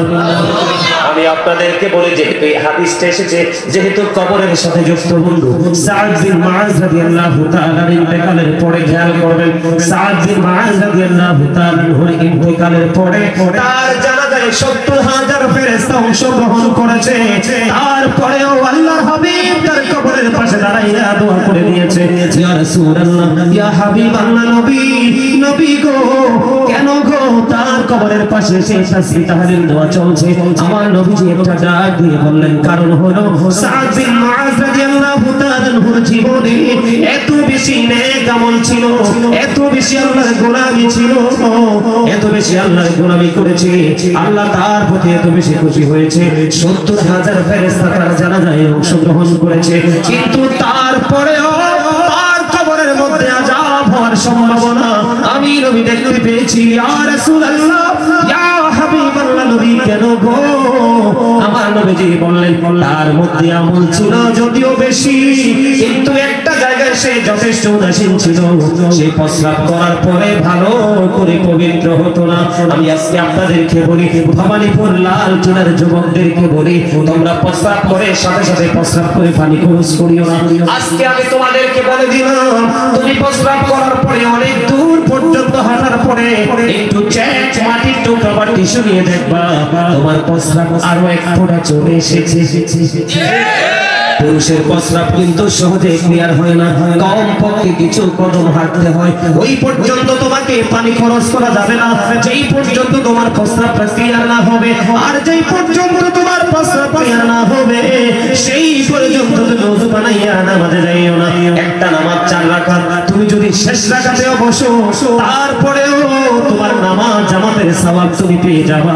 কিন্তু যদি তোমার শরীর এবং পোশাক দুটোই যদি নাপাকি হয়, প্রথম রাকাতে অংশগ্রহণ করলেও তুমি কোনো সওয়াব পাবা না।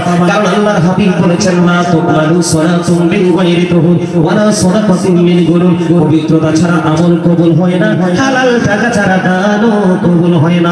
জোরে জোরে বলুন না আল্লাহু আকবার, আর জোরে বলুন আল্লাহু আকবার। এবার বলতেছিলাম বন্ধু, আল্লাহর হাবিব বলতেছেন একটা কবরের মধ্যে সুগুল করুন আর একটা কবরের মধ্যে প্রস্রাব করে পবিত্র হতো না নাপাক মানুষ। এই জন্য তাদের কবরে আযাব হচ্ছে। ইয়া রাসূলুল্লাহ, ইয়া হাবিবাল্লাহ, নবী গো, বুঝিলাম কবর দুইটার মধ্যে অপরাধের কারণে সাজা হয়, কিন্তু এই দুইটা কবরের মধ্যে দুইটা খেজুরের ডাল কেন আপনি গেড়ে দিলেন ইয়া রাসূলুল্লাহ? আমার নবীজি বললেন, এই দুইটা কবরের মধ্যে খেজুরের ডাল দুইটা গেড়ে দেওয়ার কারণ হলো যতক্ষণ পর্যন্ত খেজুরের ডালগুলো সবুজ থাকবে ততক্ষণ আমার মাওলার জিকির করবে, আর জিকির যতক্ষণ চলবে কবরবাসীর কবর আযাব কিছুটা হলেও আমার আল্লাহ মাফ করবে। আপনারা কোন স্বজন কবরে আছেন নাই? কথা বলেন। এই হবিগঞ্জ ভবানীপুর লালটিলা, উত্তর ভবানীপুর লালটিলা গ্রামের মধ্যে কবর আছে না নাই? আজকে যে মাহফিলে আসছেন এটা আপনার কবরবাসীর জন্য হাদিয়া, আর জিন্দা যারা আছে তাদের রূহের জন্য খাবার। ওয়াজ শুনে কি দেহের মধ্যে শান্তি আসে না মনের মধ্যে? মনের মধ্যে একটা দেহের মধ্যে। দেহের তো দাম নাই, দেহে যতক্ষণ রুহু আছে ততক্ষণ দেহ। যেদিন দেহ থেকে রুহু পার হয়ে যাবে, I am dead, you are dead, আপনি আমি আমরা সবাই কি মৃত। আত্মার মধ্যে শান্তি যতক্ষণ না আসবে দেহের শান্তি ততক্ষণ কল্পনা করা যায়। রুহের শান্তি আসলে অতই দেহ শান্তি হয়। ঠিক না? কেউ পেট ভরে খেয়ে শান্তি, কেউ না খেয়ে শান্তি, ঠিক না বন্ধুরে আমার? আমি কবর নিয়ে আরেকটু আলোচনা করবো, শুনবেন? আরো যারা বলেন শুনবেন। কবর আমি কিন্তু আছি কোথায়? মুমিনের কাছে। কোথায়? আমি কিন্তু এখনো বন্ধু মুনাফিকের কাছে যাইনি, আমি এখনো পর্যন্ত মুমিনের কাছে আছি। মুহাম্মদ ইবনে নসর রাদিয়াল্লাহু তাআলা আনহুর বাবা মানুষ যখন মারা যাইতো জানাজায় অংশগ্রহণ করতে পারলে তিনি খুশি হতেন। মানুষের জানাজা দিতে একদিন এমন এক অবস্থা হলো, একজন মৃত ব্যক্তিকে বন্ধু দাফন করার জন্য গেলেন। যাওয়ার পরে তিনি দেখতে পাইলেন একে একে সবাই ওনাকে দাফন করে মাটি দিয়ে চলে গেল। সর্বশেষে মুহাম্মদ ইবনে নসর রাদিয়াল্লাহু তাআলা আনহুর বাবা তিনি কবরের পাশে দাঁড়িয়ে রইলেন। কি আশ্চর্য প্রেমের খবর দেখে তিনি কবরের পাশে দাঁড়িয়ে রইলেন। দাঁড়িয়ে থাকতে থাকতে ওরা দৃষ্টিগোচর হলো, সকল মানুষ চলে গেল। উনি নজর দিয়ে চাইয়া দেখলেন কবরের মধ্যে বন্ধু জিন্দা দুইটা মানুষ যেন প্রবেশ করতেছে। আল্লাহু আকবার বলেন না? উনি বলতেছে জীবনে দেখা তো থাক দূরের কথা, কোনদিন তো শুনিওনি। উনি কি করলেন? এই কবরের পাশে বন্ধু দাঁড়িয়ে রইলেন। দাঁড়িয়ে থাকতে দেখলেন কিছুক্ষণ পরে একজন বের হয়ে চলে গেল, আর একজন এখনো পর্যন্ত বের হয় না। তিনি চিন্তা করলেন কি করা যায়, রহস্য আমার সামনে উদ্ঘাটন করতে হবে। এবার তিনি কি করলেন? আল্লাহ রাব্বুল আলামিনের দরবারে 10 বার সূরা ইয়াসিন 10 বার সূরা মুলক তিলাওয়াত করলেন। আল্লাহ রাব্বুল আলামিনের দরবারে তিনি দরখাস্ত করে দিলেন, মালিক আমার সামনে রহস্যভরা দৃশ্য আমি দেখতে পাচ্ছি। আমার এই যে কবরের মধ্যে দেখলাম দুইটা মানুষের রহস্য দেখি। আল্লাহ রাব্বুল আলামিন আল্লাহর কাছে যখন দরখাস্ত দিলেন, ওই ব্যক্তির দরখাস্ত শেষ হইতে দেরি, এবার চাইয়া দেখলেন নতুন কবর কবরটা ফাইটা দুইটা টুকরা হয়ে গেছে। জোরে জোরে বলুন আল্লাহু আকবার। কবরটা ফাইটা বন্ধু দুইটা টুকরা হয়ে গেল। ওই যে একজন আগেই চলে গেল, আরেকজনে কোন পর্যন্ত অবস্থান করতেছে। উনিও বের হয়ে রওনা দিলেন। রওনা দেওয়ার সঙ্গে সঙ্গে ওই মুহাম্মদ ইবনে নসর রাদিয়াল্লাহু তাআলা বাবা একটা ডাক দিয়ে বললেন, আপনারা কে গো? একজন আগেই চলে গেল, মাত্র এখন চলে যাচ্ছেন, আপনাদের পরিচয় কে? এবার ওই উত্তর দিলেন, আমরা পৃথিবীর কোন মানুষ নই, আমরা এসেছি আল্লাহর পক্ষ থেকে। আজকে যাকে দাফন করা হয়েছে আল্লাহর প্রিয় বান্দা, আল্লাহ রাব্বুল আলামিনের পক্ষ থেকে এসেছি, ফেরেশতাদের প্রশ্নের জবাব যেন শিখিয়ে দিতে পারি। এটা হলো মুমিনের জন্য বন্ধু। মুমিনের নিয়ামতের কোনো শেষ নেই। সর্বোপরি আমি বলবো, আল্লাহ কোরআনে বলেছে মুমিনদের জন্য জান্নাতি খাবার বরাদ্দ। এই হলো বন্ধু, ছোট্ট করে বললাম, এই হলো মুমিনের কবর। এবার আমি মুনাফিকের কাছে যাব। মুনাফিক কথায় কথায় কি বলে? মিথ্যা বলে। কেউ আমানত রাখলে সেটা খেয়ানত করে ফেলে। এখন মিথ্যা বললে, আমানত খেয়ানত করে ফেললে, নবীর সাথে দুশমনি করলে তার উপরে রহমত থাকিনি। আমি আপনাদেরকে বলি, ওই ইমানদারের মতো যখন মুনাফিককে প্রশ্ন, জিকিরের নাম হলো সালাত। ইংলিশে যদি বলি প্রেয়ার। আমি আপনাদেরকে বলি, জুমার দিনে কেউ যদি রাসূলকে ভালোবেসে মাত্র 80 বার দরুদ পড়ে 80 বছরের সগীরা গুনাহ মাফ।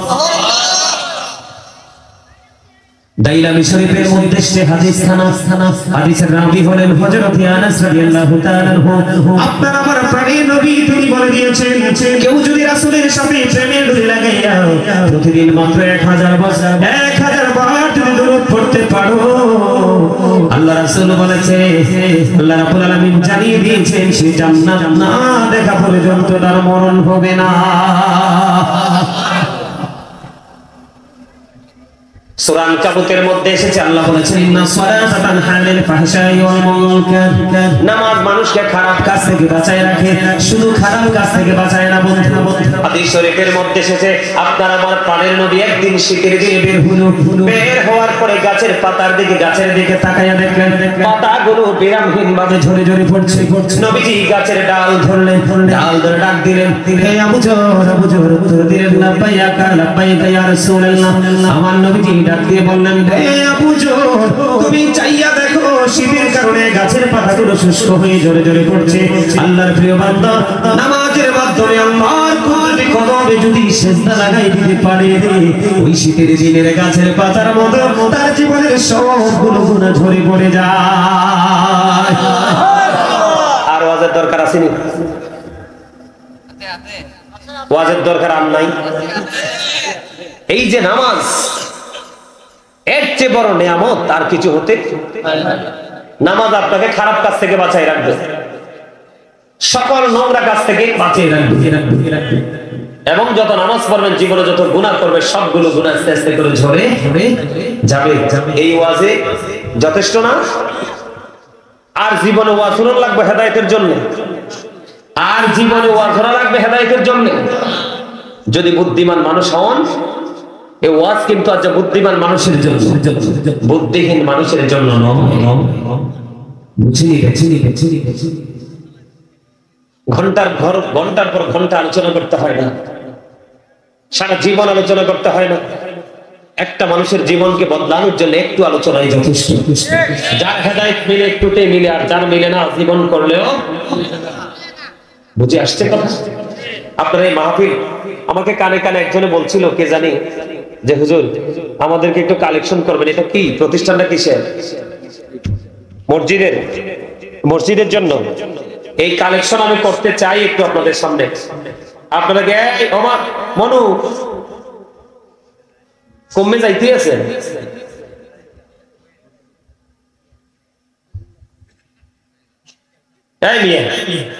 মানুষ থেকে রোগে ধরছে, অসভ্য রোগ। এটা কি রোগ? বলে হুজুর রোগ কি কোনোদিন সভ্য হয়? হ্যাঁ, কিছু কিছু রোগ আছে সভ্য হয়, আর কিছু কিছু রোগ আছে অসভ্য। আমি বলি তার কারণ কি জানেন? এই দেখেন, আমি কোরআন শরীফটা খুলি, ওই সময় রাখা দিলাম। আমি কোরআন শরীফটা একটু খুলি, আপনারা একটু আমার ইয়েটা দেখেন, আল্লাহ কি বলছে কোরআনে। আমাদের দেশে ম্যাক্সিমাম লোকেরই অসুখ কি, ম্যাক্সিমাম লোকেরই এই অসুখ। আপনি একটু খেয়াল করে দেখেন আল্লাহ রাব্বুল আলামিন কি বলেছে, বিসমিল্লাহির রহমানির রহিম, আল্লাযীনা ইউমিনুনা বিল গায়বি ওয়া ইউকিমুনাস সালাতা ওয়া মিম্মা রাযাকনাহুম ইউনফিকুন। সূরা বাকারার 2 নম্বর আয়াত। আল্লাহ রাব্বুল আলামিন বলতেছে সাবধানে ওরাই কারা, যারা অদৃশ্যে বিশ্বাস করে, গায়েবকে বিশ্বাস করে এবং সালাত কায়েম করে। অমিম্মা রাযাকনাহুম ইউনফিকুন, আল্লাহ বলেছে আল্লাহ যে সম্পদ দিয়েছে, দৌলত দিয়েছে, তার থেকে তা দান করে। তাহলে আপনি হবেন ঈমানদার। এই নিয়ে ইসলাম আপনাকে বলে নাই সবগুলো দান করেন, বাড়ি বিক্রি করে দেন, এটা ইসলাম বলে নাই। শিক্ষা নিন আমার নবীর কাছ থেকে, বাস এপারেও বাঁচতে হবে, ওপারেও বাঁচতে হবে, ঠিক কিনা বলেন? আল্লাহর হাবিব একদিন তার প্রিয় সাহাবী একজন অসুস্থ, নামটা আমার মনে নাই, দেখতে গেলেন। দেখতে যাওয়ার পরে ওই সাহাবী আল্লাহ রাসূলকে ডেকে বলতেছেন, ইয়া রাসূলুল্লাহ, নবী গো, আমার সব সম্পত্তি আমি দ্বীনের জন্য কুরবানি করে দিব। নবীজি বললেন না, খেয়াল করবেন, শিক্ষা দেখেন দ্বীনের কি শিক্ষা। নবী বললেন না, সবগুলো দেওয়ার দরকার নাই, ইয়া রাসূলুল্লাহ অর্ধেকটা দিয়ে দিব। নবীজি বলেন না, সেটাও দেয়া যাবে। ইয়া রাসূলুল্লাহ, ইয়া হাবিবাল্লাহ, নবী গো, তাহলে 1/3 আমি দান করে দেব, তার মানে 3 ভাগের 1 অংশ। ইয়া রাসূলুল্লাহ, ইয়া হাবিবাল্লাহ, নবী গো, আমি 1/3 3 ভাগের 1 অংশ দান করে দিব। নবীজি বললেন হ্যাঁ, তুমি এটা করতে পারো। সুবহানাল্লাহ, সুবহানাল্লাহ। হুজুর, নবীজি প্রথম 2 বার কেন না করলো? না করার কারণ হলো বন্ধু, নবীজি এই কারণে না করেছে রে, নবীজি তোমাকে বুঝিয়ে দিয়েছে, না না, তুমি তোমার সন্তানকে এমন ভাবে রেখে যেও না, তুমি চলে যাওয়ার পরে সন্তান যেন কারো কাছে হাত পাততে না হয়।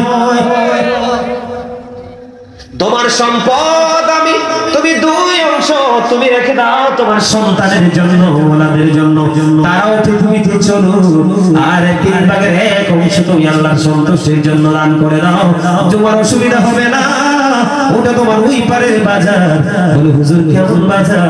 আমিও তো গুনাহগার, মাত্র 5 মাসে 32 বছরের পুরনো একটা মসজিদ বানাইছি, আল্লাহ আমাকে দিয়ে বানাইছি। 32 বছরের পুরনো। সমাজে কত কোটিপতি আছে রে, মসজিদ মাদ্রাসায় টাকা দেয় না, মদের আসরে, গানের আসরে, শিল্পীদের আসরে টাকার কোনো অভাব হয় না। আমার হুজুরদেরকে যখন দাওয়াত দেয়, হাদিয়া নিয়ে কষাকষি শুরু হয়, হুজুররা নিজে খায়, কিতাব কিনে মাদ্রাসা চালায়, এতিম চালায়, ঠিক কিনা বলেন? ও বন্ধু, একজন অসভ্য শিল্পী আনতে লাগে 2-4টা গান করবে লাগে 15 লক্ষ। এই টাকা কোনদিন কোন গরিব মানুষ দেয় না রে, এই টাকা দেয় সমাজের অসভ্য ধনী মানুষরা। কথা বুঝে আসছে কিনা? 32 বছরের পুরনো মসজিদ মাত্র 5 মাসে কমপ্লিট। আগে হইতো 5 ওয়াক্ত, এখন বন্ধ জুমা চালু করেছে। আমি অত গুনাহগার, জুমা চলে আজকে, এই আজকে 29, কালকের দিন পরে বন্ধু 12 মাসে পড়বে। সুবহানাল্লাহ, বলে হুজুর, অথচ আমি এখনো পর্যন্ত ভাড়া বাসায় থাকি রে, অন্যের বাসায় ভাড়া থাকি বন্ধু, মা বাবা, স্ত্রী, সন্তান, ভাই বোন নেই, এখনো বাড়ি বানাইনি, বাড়ি বানাইতে পারিনি। কিন্তু বন্ধু 1.5 কোটি টাকা খরচ করে মসজিদ হয়ে গেছে। বলে হুজুর কেন গো? চট্টগ্রাম থেকে আমার একজন ভক্ত আমাকে ফোন দিয়ে বলল, হুজুর আমি তো জানি আপনি ভাড়ার বাসায় থাকেন, কিন্তু মসজিদ যে বানাইলেন, আমি তাকে উত্তর দিয়েছিলাম, স্পষ্ট মনে আছে, আমি যদি নিজের ঘরে থাকি তাহলেও মরতে হবে, যদি ভাড়া ঘরে থাকি তাহলেও মরতে হবে, কিন্তু ওপারে যেতে হবে, এটা সত্য।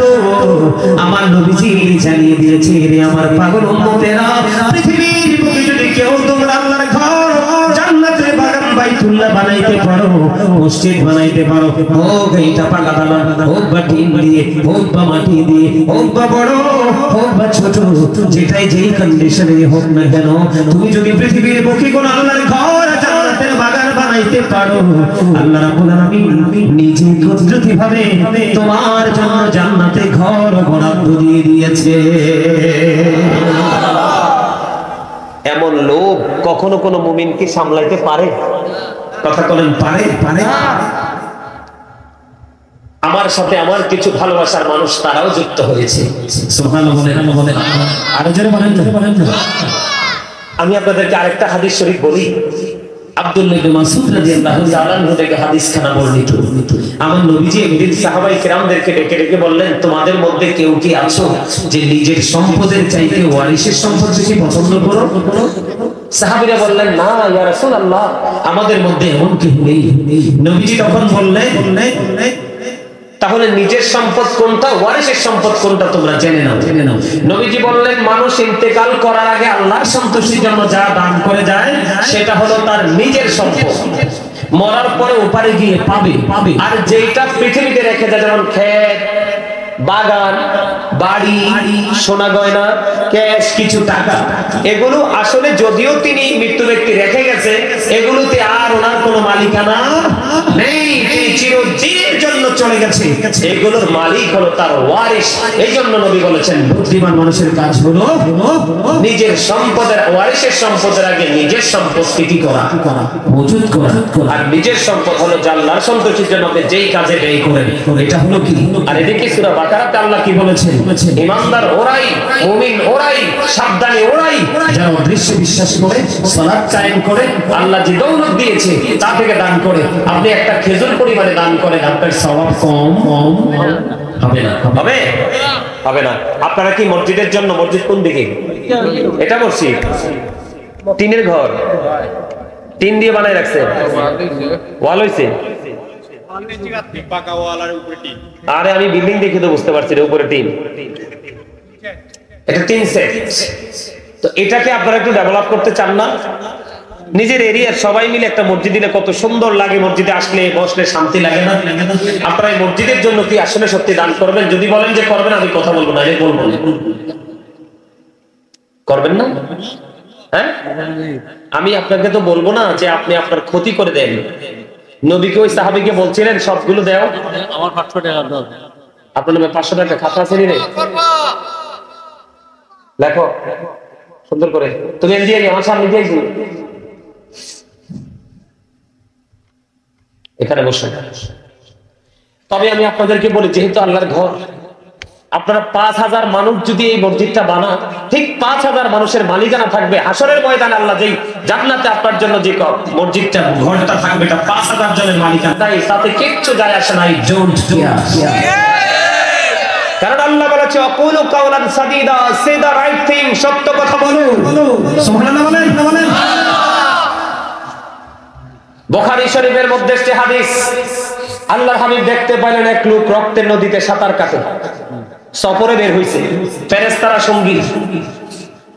ওই লোকটা রক্তের নদী দিয়ে সাঁতার কেটে কেটে কুলে আসতে চায়, আরেকজন পাথর নিয়ে দাঁড়িয়েছে আল্লাহর পক্ষ থেকে, পারে আসতে চাইলে পাথর মারে। কোন দিকেই সেই রক্ত নদী থেকে পারে আসতে পারে না। ইয়া রাসূলুল্লাহ, এত জঘন্য মানুষটাকে গো আমার নবীজি বলে দিয়েছেন, এই জঘন্য মানুষটা হলো পৃথিবীর শত্রু নামক রক্তচোষা। আমার নাউজুবিল্লাহ কন্যা দিল্লে, এই জন্য কইছি সুদ বড় জঘন্য জিনিস। যে সুদ খায়, যে সুদ দেয়, যে সুদের সাক্ষী হয়, যে সুদের স্টাম্প লেখে, যে সুদের টাকা উদ্ধারে সহযোগিতা করে, সবগুলোর সাদা একরকম। আমার নাম কি? নাম ইয়াসিনুল্লাহ। আমার দাদা ভাই ইয়াসিনুল্লাহ দিবেন মসজিদের জন্য 500 টাকা মারহাবা।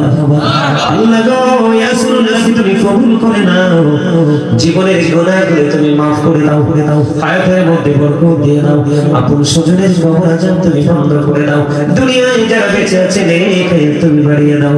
আল্লাহ নাকি শারীরিক মানসিকভাবে সুস্থতা দান করে দাও, পরিপূর্ণ নবীর প্রেমিক হিসেবে কবুল করে নাও, আমিন। আমার আরেক চাচা মোহাম্মদ আনোয়ার হোসেন আবু সাহেব দিলেন 1000 টাকা। মারহাবা। আল্লাহ চাচাকে তুমি কবুল করে নাও, জীবনের গুনাহ মাফ করে দাও, হায়াতের মধ্যে বরকত দাও, মনে যত আশা সব আশা তুমি পুরো করে দাও, আপন স্বজনের কবর আযাব কিয়ামত পর্যন্ত বন্ধ করে দাও, আমিন। বুঝিলেন? পাঁচটা বলবো।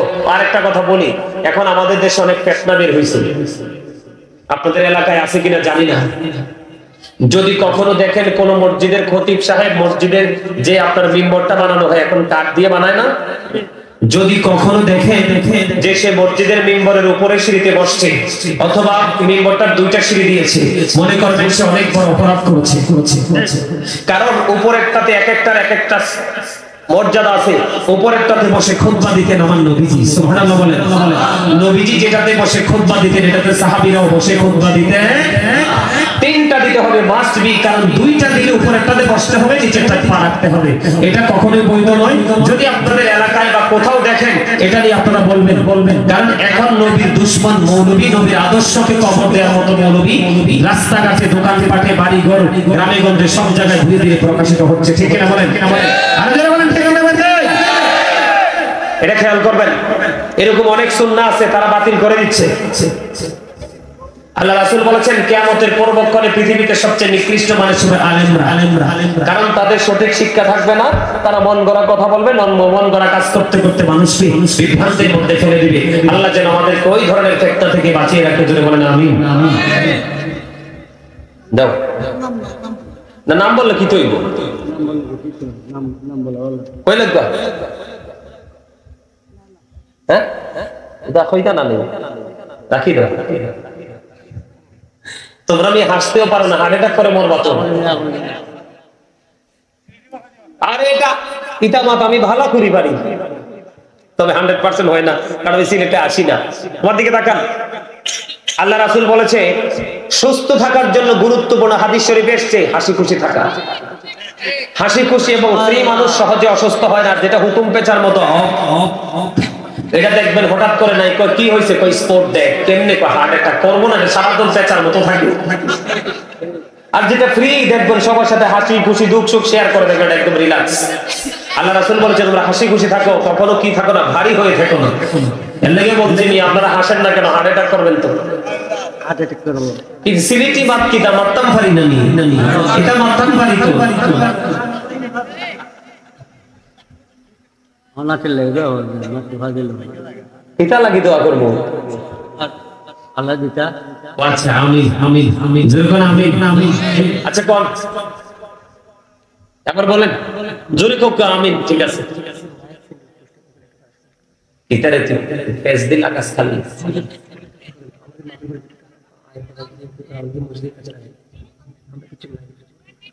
ও আচ্ছা আচ্ছা, এখন কি মসজিদের জন্য করতাম না মাহফিলের জন্য? মাহফিলের জন্য। আচ্ছা ঠিক আছে। তারা বলতেছে হুজুর মাহফিলটা যেন চালাইতে পারে, এটাও দরকার। তারা মাহফিল করার পরে যেটা অবশিষ্ট থাকবে সেটা তারা মসজিদে দিয়ে দিবে। আপনারা কোনটার পক্ষে কর? দোনোটার পক্ষে। আমার স্বাস্থ্য ভাইরা কইছে দোনোটার পক্ষে। আপনারা দোনোটার পক্ষে তো?